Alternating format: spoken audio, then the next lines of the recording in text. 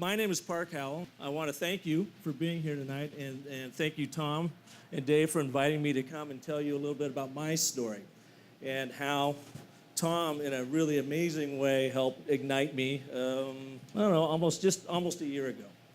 But before I start, I want to show you a little film trailer about a man by the name of Joseph Campbell. Does anybody in here know who Joseph Campbell is?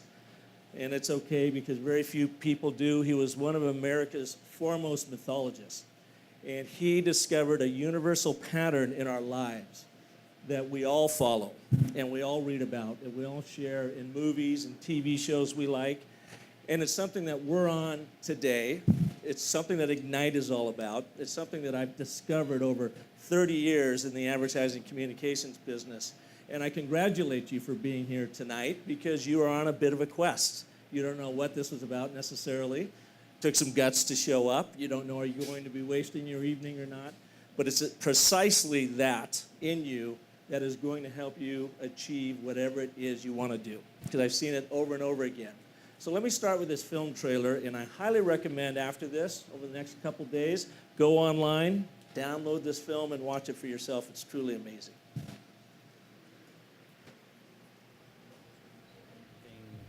Myths teach us is to go beyond the limits of our possibility. Joseph Campbell was one of the leading mythology experts of all time. He diagrammed all of our stories.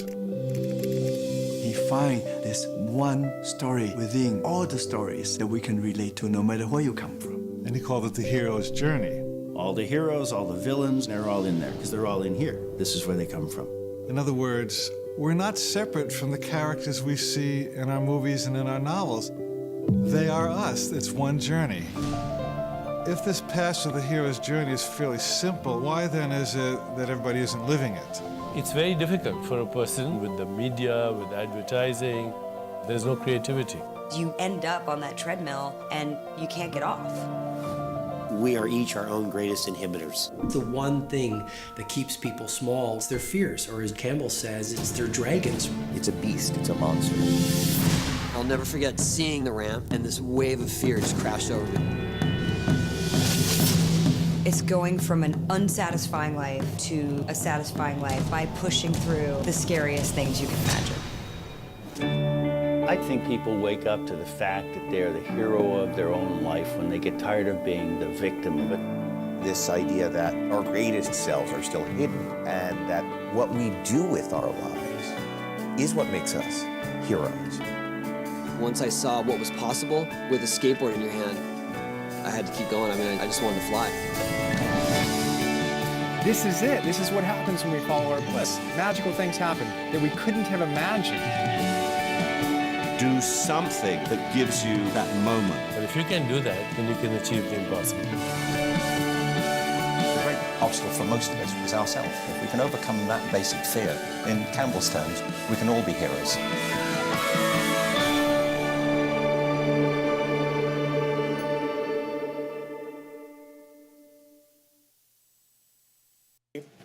And something I really highly recommend that you see, and it's what I start every talk with. I was in San Antonio 2 weeks ago presenting to the Association of Commuter Transportation Professionals, as exciting as that sounds, but I had 500 people in an audience for their 4-day workshop, and I was kicking it off, and they all glommed onto that. I've done it with attorneys in Chicago, with CEOs of Goodwill International in Augusta, Georgia. And why this piece is so strong is because it resonates with all of us. So let me tell you a little bit about my journey and how I got here on the stage today. So I started way back when, Seattle, Washington, born in 1961, one of 7 kids. Now these are 7 kids born in 9 years. So you can imagine what my folks have been going through and what they put us through. My dad was a Depression-era father. He grew up in North Dakota where one Christmas he got a single present, and that was a pair of gloves because they were living in conditions that were 20 below zero. And he said it was the best present he ever received. That's me in the middle. And I'm surrounded by 2 engineers, a couple people in the horse business, a farrier, a physical therapist now. And I was the one that struck out more in the creative realm. I did a lot of things. Creative music in particular caught my attention. This is me taking piano lessons. I started when I was in the 3rd grade, went up through high school.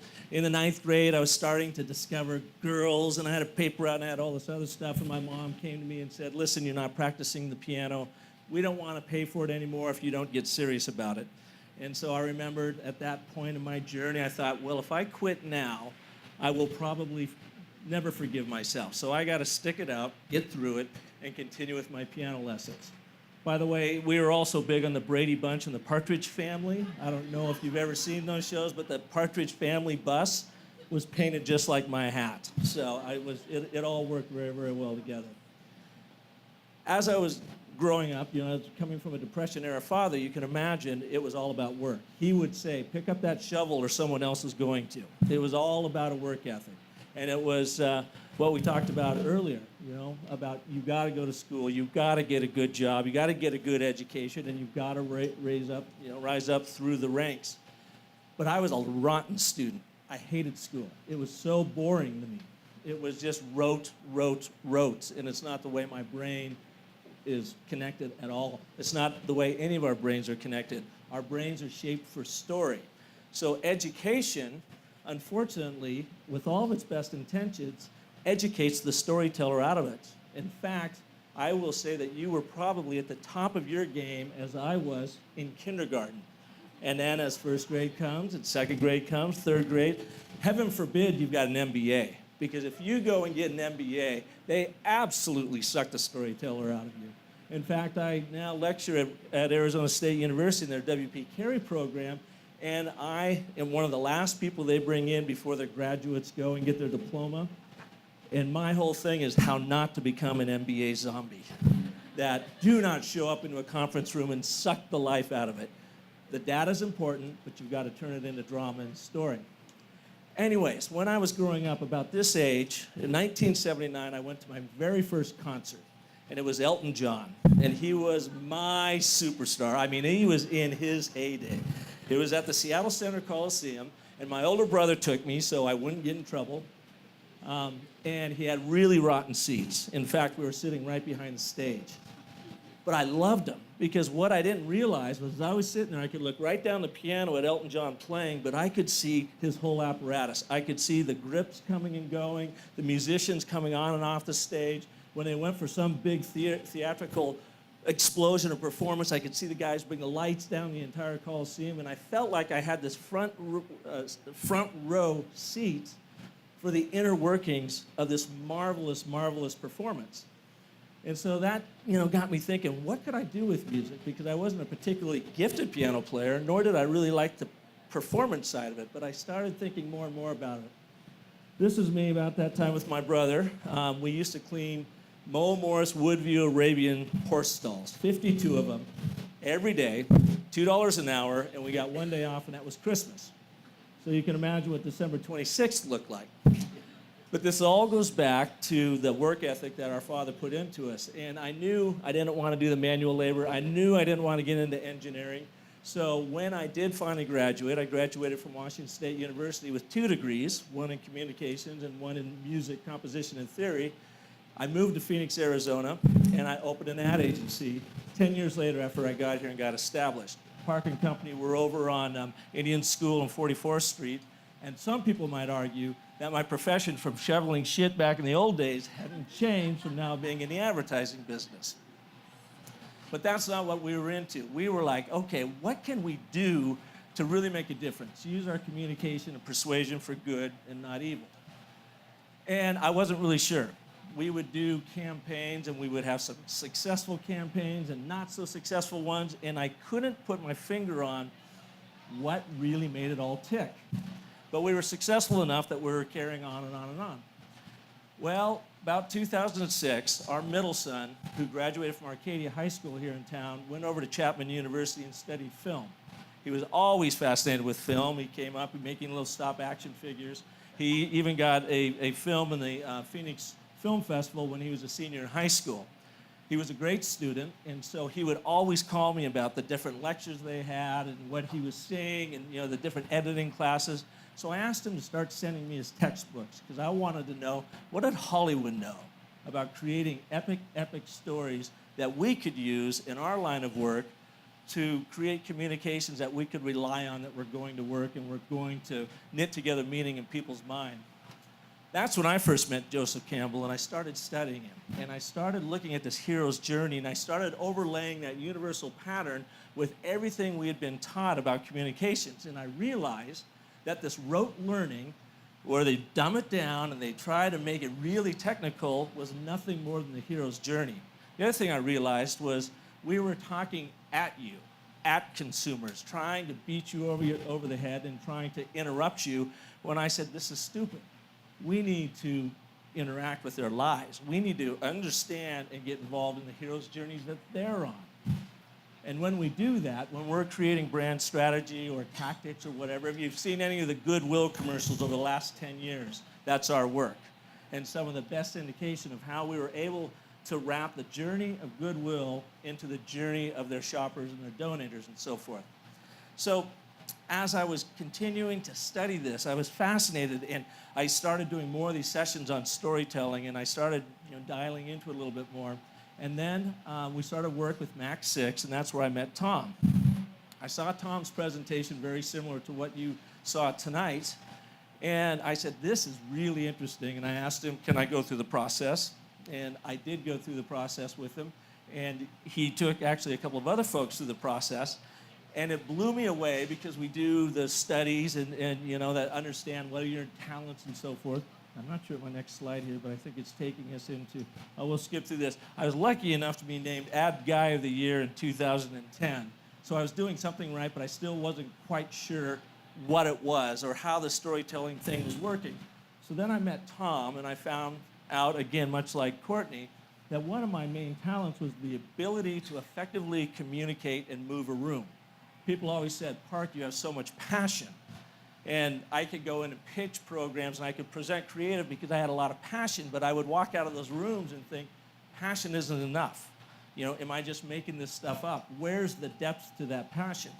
Tom helped me find that depth, and it was really obvious. It was such an aha moment after a couple minutes, or a couple hours into it, I should say, that when we went through this process, he started backtracking. He started looking at my journey from the beginning, and he asked me some questions about favorite movies and that kind of thing, and he goes, Park, what I am finding your immense curiosity is understanding, why does creativity work on us?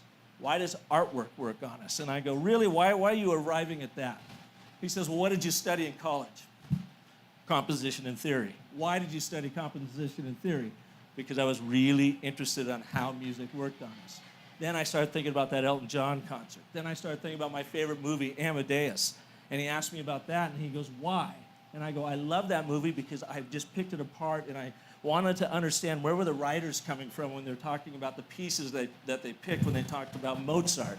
And how did they light it, and how did they put it together? And that's when it all came together. And he says, well, what are you doing now? And I go, well, I've been studying Joseph Campbell and the hero's journey and trying to understand how we can put this into the work we do to ignite important people doing important things in this world. And so as we went through this process, I found out, my number one curiosity is, how do great storytellers arrive at the nuances that truly make a difference, that captivate you, the audience, and help move it forward? Now, the parallel to me in all of this, when you saw that beginning on Joseph Campbell, is in the hero's journey, in the story cycle, you always have a thing called an inciting incident. And what the inciting incident is when something happens in your life, you may have caused it, or it may have been brought upon you, that turns your world upside down and sets you on a new trajectory. And it's scary, like you saw in the Finding Joe. You're not sure what's going to happen next. You're not even sure why you're doing it, but it feels right. You even may get ridiculed from people. You may have parents saying, what are you thinking? You may have friends say, why are you throwing all that away? I thought you were going this direction when you decided to go this direction. Well, Tom was the inciting incident in my life. I mean, I knew where I was going, but it was like that crappy car you have that you kind of runs most of the time, and when you try to turn it off, it diesels and doesn't quite always turn off. Well, that was kind of my career until I really realized what Tom showed me clarity in what I was doing was what I was supposed to be doing already.